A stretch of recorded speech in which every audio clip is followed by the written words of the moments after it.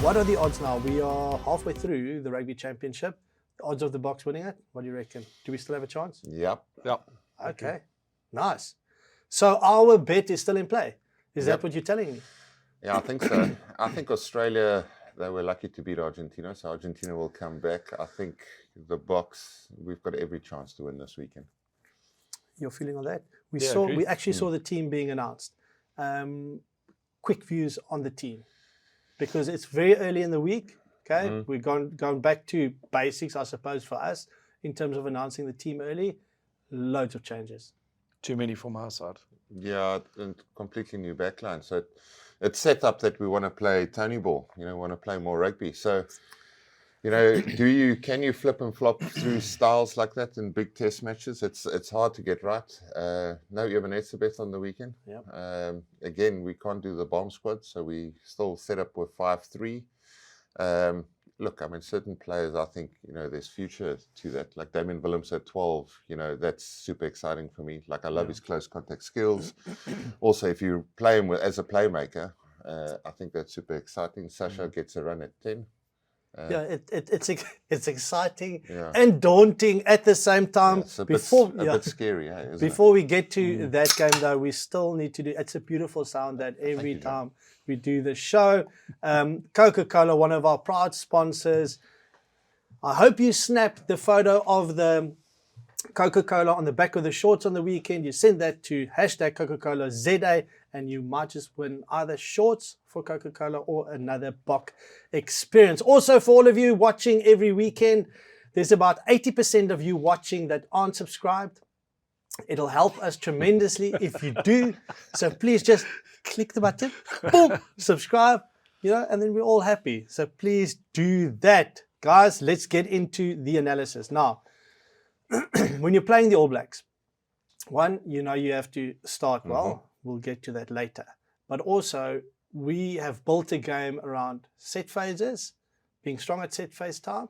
Okay. Yes, we've developed from an attacking point of view. Our breakdown has been a concern throughout the year. And then defensively, we haven't been that solid either. What I would like us to look at today is, one, our set phases, how if that gets nullified, it takes out so much of our game and the ability to actually get points on the board. And that started with the lineouts. From the very first one, we really struggled.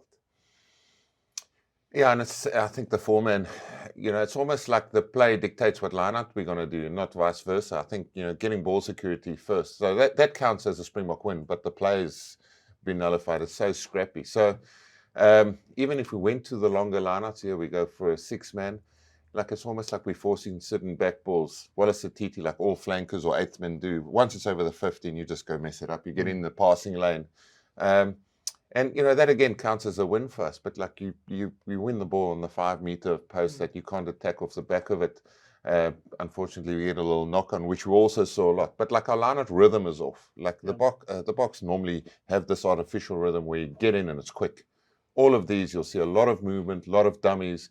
And I think quite poor execution, both on the lifts and the throw.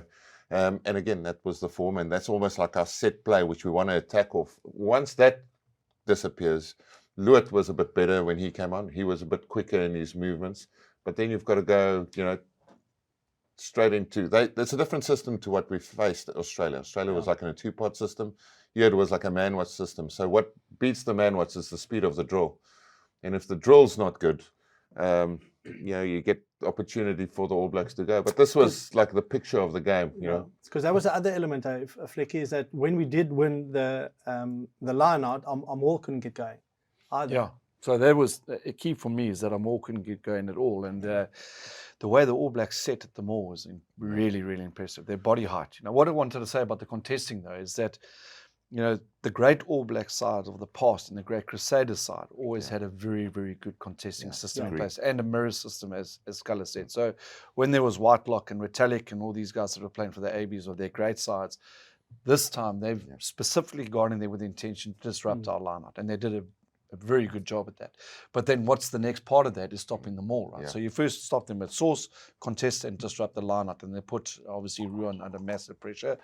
I believe Lewitt called better in that second half, and they made some plans. But what after that, when we started try to get our maul going, their body height was immense, and that is something that they've always prided themselves on, and they stopped every single maul attempt that we had, and that's a major source of possession and power for our side going forward. I mean, they're talking about that, just getting a set the way hips lower down, than us, lower, back straight, whereas we're very much upright there. And as soon as you miss that, exactly, that height level, then or battle, then then also they were aware that it was legal, and I'm sure Sculler will take us through it as well. But the way that they swam through the maul, they disrupted it.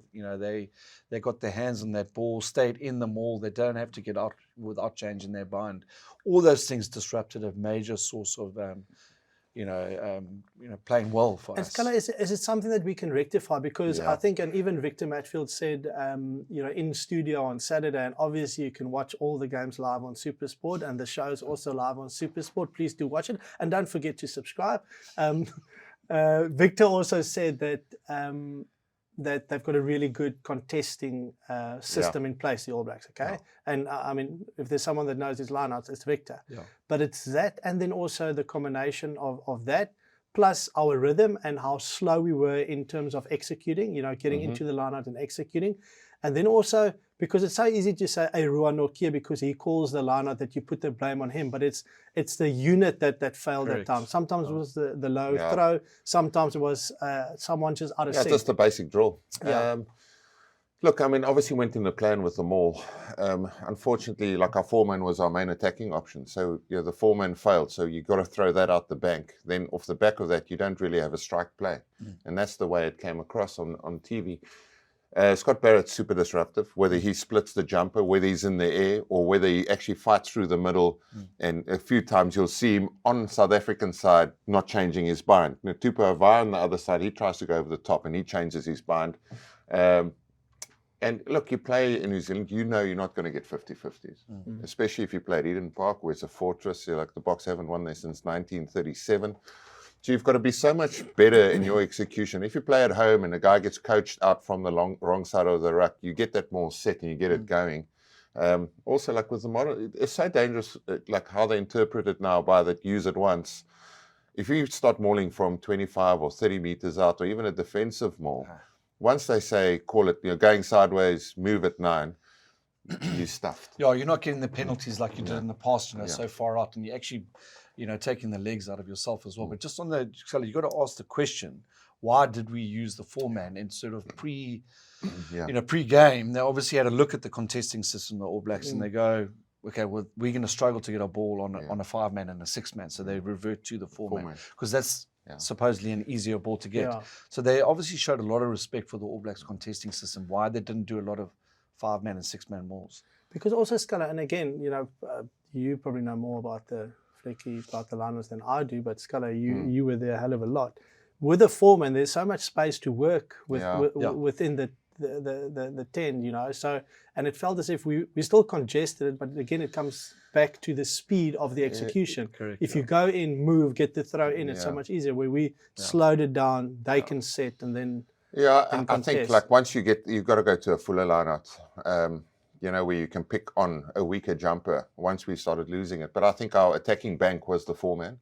I think that's our attacking play. So once that failed, it was quite tricky. But I think the way we always... Tough to maul from a 4-man, though. You can't do it, So for me, like it should work the other way around. Like if you know your lineout's weak, like the lineout takes preference over the attacking play. Then once you build into the game with a bit of rhythm and you can take bigger risks, then all of a sudden you go to your main attacking weapon or set play where you think, okay, we can win back ball or we can manipulate the lineout to win it middle back.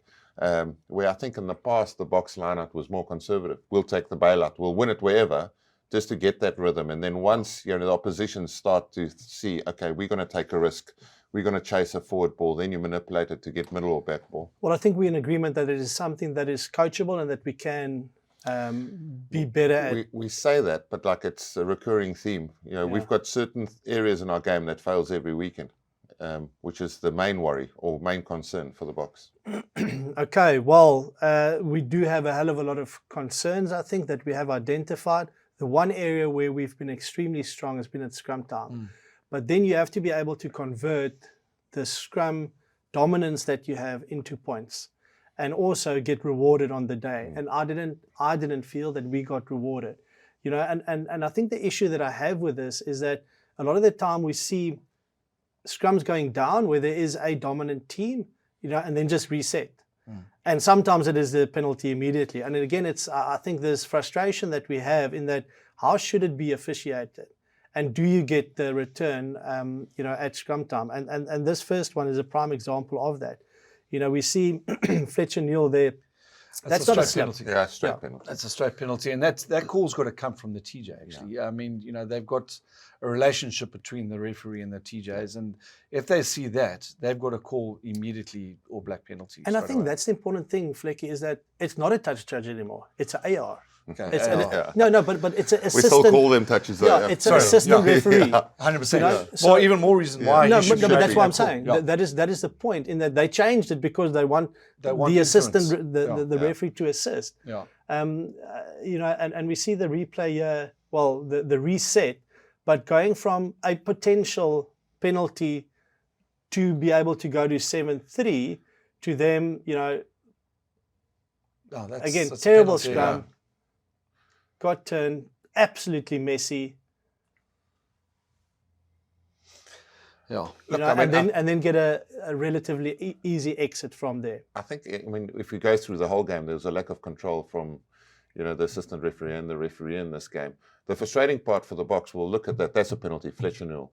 First time Thomas du Toit's knee touches the ground, it's in front of Dickinson. He blows him for a penalty, which is the right call, but that should have been a penalty from the get-go. 100%. So even here, if you look at the, you know, how extended Fletcher Newell is, you know, versus an Ox, there's no way he can keep his body weight. You know, so it's a poor picture. That, I mean, you know, the yeah. ARs and the referee will have a look at this on review, and they will just go, look, there's one dominant side there, and Ox is completely dominating. But this again, man. it goes down. And they get away with it, yeah. It goes down, and it's just play on. Yeah. You know, so you don't get a reward. And also then for us, maybe, if I just go back a little bit, sorry, and play it again, Scala, is that if we are so focused on the scrummaging, our flankers it's a little bit late on that pick and go. Yeah, I mean, I think the first thing is like suffocate and strangle from, I mean, that was our plan from the set piece. We didn't get enough reward for our scrum. I think, you know, like when we're going for the scrum, your nine's got to bail out, you know, like if it's that side, it's a hard scrum, you know, you want to back your tight head to go. Like I never liked it to see an eightsman scoot around a flanker. Like I always used to try and get outside him and push him back in. So you and your number 8 can double team him. But it's just a byproduct for us really going for that scrum. Although, you know, they on their ball is going to be channel 1. On our ball, we can have a proper go at it. And yes, sorry, I just wanted to show that one, you know, the same picture, but us getting the reward for that.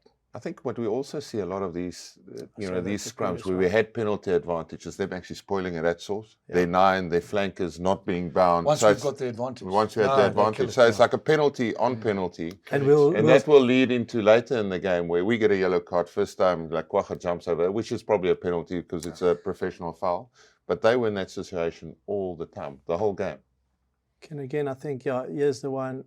Goes down again. You don't get the reward. Flankers are on their feet already. Yeah. You know, so if your strategy is, and again, scrummaging, and then just away too quick. Well, I mean, to be honest, you as a flanker there, you want to back. That's Marco van Staden. You watch the ball. You know, if they go channel 1 and it's into Satiti's hand and he's scooting off the back, you know, all you've got to do there is just go forward. You know, tackling behind the gain line. You can't be caught in there. You know, like. Yeah. You know, for me, that's an easy out. Yeah, so. Yeah, I agree, Skull. I mean, that's your role as the open sider, but then also, you know, I think we'll talk about it a little bit later with those lineouts. But there, you can see Pollard is not come hard off the line either. He's got to know with the 9 who's blocking our 9 that they're going to do an 8 pick and go. Yeah. He's got to come harder and tighter off the line, and he's given that space. You know, also. To come back to the scrum quickly, how do you rectify that?